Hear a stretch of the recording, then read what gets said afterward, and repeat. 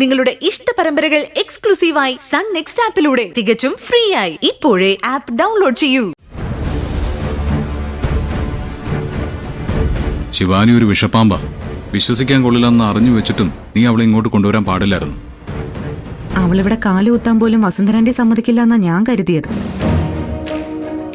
ആന്റിയുടെ മനസ്സ് ഇങ്ങനെ മാറുമെന്ന് ഞാൻ സ്വപ്നത്തിൽ പോലും വിചാരിച്ചില്ല. സാറ് പറഞ്ഞതുപോലെ അമ്മായിക്കും ശിവാനിക്കും താമസിക്കാൻ പ്രണവ് ഫ്ലാറ്റ് വരെ റെഡിയാക്കിയതാ.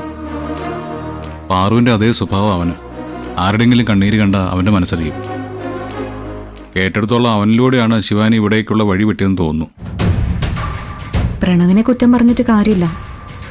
ശിവാനിയുടെ സ്വഭാവം അവന് ശരിക്കും അറിയില്ല. അനുഭവം വരുമ്പോൾ പഠിച്ചോളൂ. അവൻ മാത്രമല്ല, കരിമൂർഖനാണ് പാലും മുഴുവൻ കൊടുക്കുന്നതെന്ന് അമ്മയ്ക്കും മനസ്സിലാവും. ശിവാനി ഇവിടെ കയറി പറ്റിയതില് സാറിന് എന്നോട് ദേഷ്യമൊന്നുമില്ലല്ലോ? എന്തിന്? നിനക്ക് ഈ കുടുംബത്തോടുള്ള കൂറ് എനിക്ക് നന്നായിട്ട് അറിയാം. ഇവിടെ ദോഷം വരാൻ നീ ഒരിക്കലും കൂട്ടു നിൽക്കില്ല. ശിവാനിയെ സഹിക്കുക എന്നത് നമ്മുടെ വിധിയാ.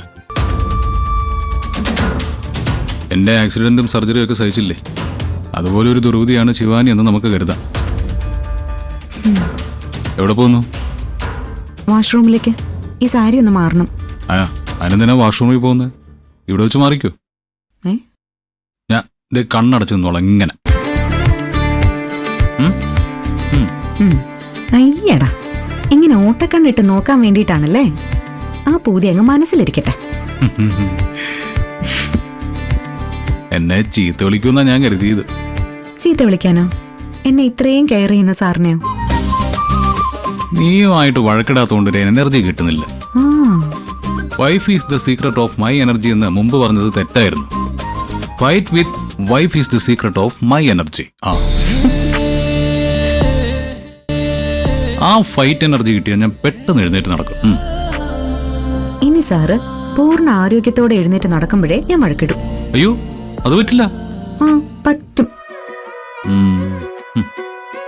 വേഗം എഴുന്നേറ്റാലേ എന്നോട് വഴക്കിടാൻ പറ്റുള്ളൂ എന്ന് പറഞ്ഞ് മനസ്സിനെ പ്രചോദിപ്പിച്ചാ മതി. അപ്പൊ സാർ ഓടി പാഞ്ഞു വരും. മുന്നിൽ രണ്ടു ചെമ്പരത്തി മിന്നി നിൽക്കണ്, നമ്മളെ തനിച്ചു കണ്ട കാര്യമോദണ്, വെണ്ണിലാവ് താഴെ വന്നു ചാരി നിൽക്കണ്, ഒന്ന് ഫ്രഷ് ആയിട്ട് വരാം. തൊട്ടു നോക്കവേ ഇത്തിരി കൊളിർ തൊടുത്തു